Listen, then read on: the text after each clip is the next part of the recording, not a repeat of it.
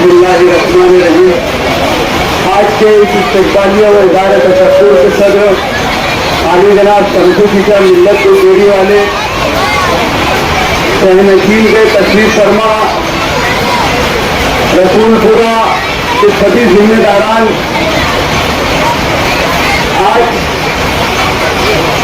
से ये जो प्रोग्राम हो रहा है, पीछे जो असम्बली इंतखाबात के नतीजे आए हैं और पूरे महाराष्ट्र में मजलिस इत्तेहादुल मुस्लिमीन के इकलौते नामजद एमएलए जो मुफ्ती मोहम्मद इस्माइल कासमी साहब हुए हैं, उनके इस्तेकबाल में ये प्रोग्राम किया गया। ये इलेक्शन असम्बली इलेक्शन जो माजी में गुजरा है, ये मालेगांव शहर की तारीख की अपनी नौयत का सब में अलग इलेक्शन है।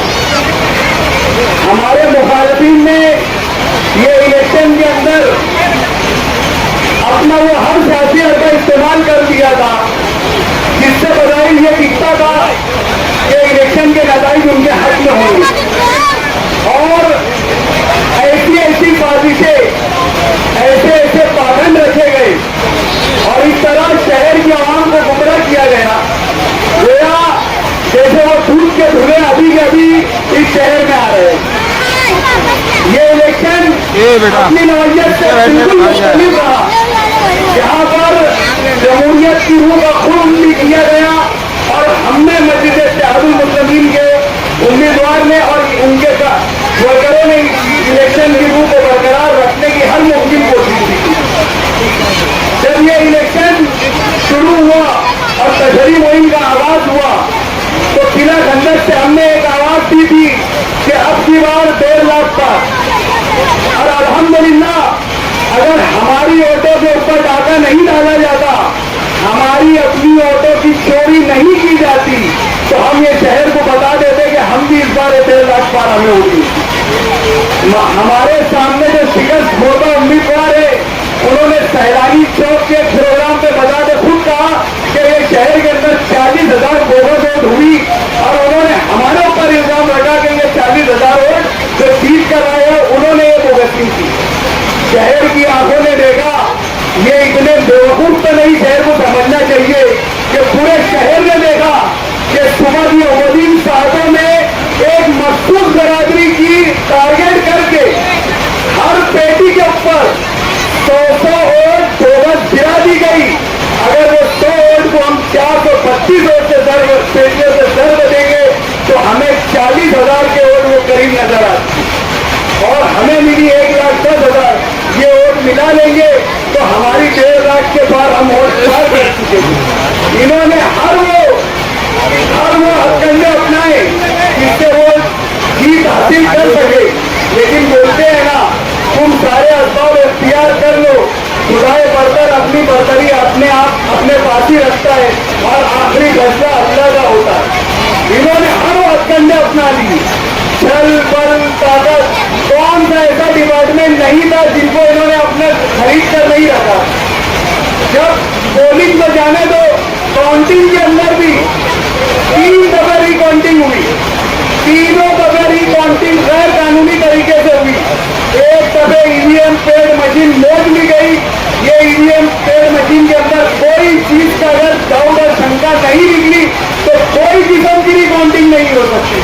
लेकिन इन्होंने अपने सियासी गॉड फादरों से, देवेंद्र फडणवीस, अजीत दादा और बीजेपी के तमाम ऊंचे बड़े लीडरों से फोन लगाकर गैर कानूनी तौर पर, हमें कोई रिकाउंटिंग का सबूत नहीं है हमारे पास, इन्होंने रिकाउंटिंग करवाई और अल्लाह ने इनके मुकद्दर में शिकस्त लिखी हुई थी, लेकिन ये शिकस्त मानने को ही तैयार नहीं थी, क्योंकि ये अल्लाह के फैसले को नहीं बल्कि असबाब को जो इन्होंने अख्तियार किया हुआ था उसके फैसलों को वो इनकार वो कर रहे।